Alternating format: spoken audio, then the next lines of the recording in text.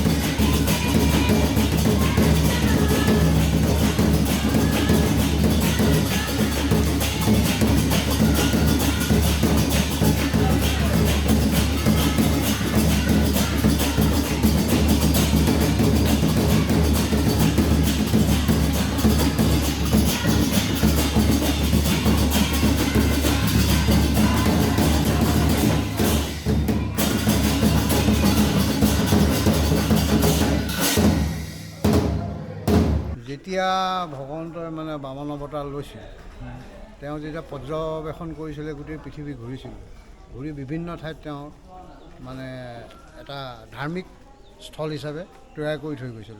প্ৰভু ভগৱন্তৰ যি বামন অৱতাৰ, সেই অৱতাৰৰে এক কল্প দশম শতিকাতে ইয়াত প্ৰতিষ্ঠা হৈছিল। আৰু সেই মৰ্মে এই থানখন জাগ্ৰত থান হিচাপে ইয়াত শালগ্ৰাম আছে।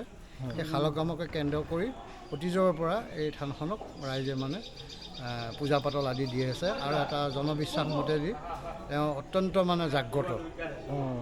সেইফালৰ পৰাই সকলো ৰাইজৰ ভকতি পূৰ্বৰ পৰাই আছে আৰু আগলৈও থাকিব।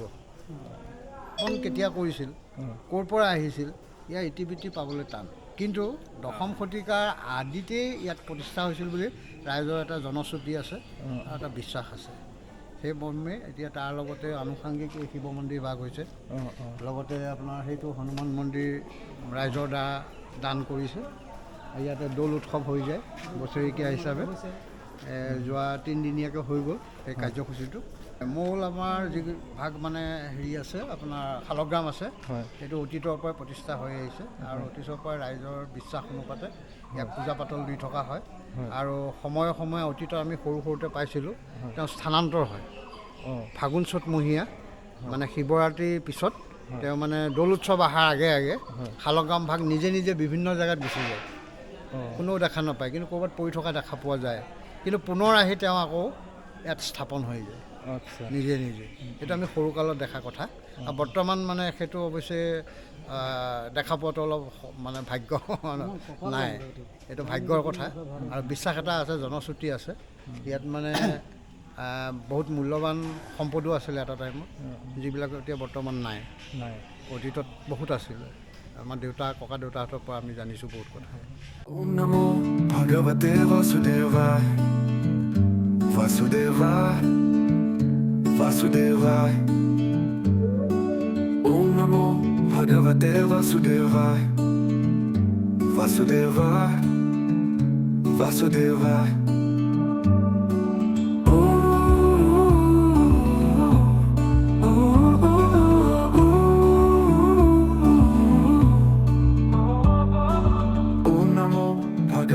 Vasudevaya, Vasudevaya, Om Namo Bhagavate Vasudevaya.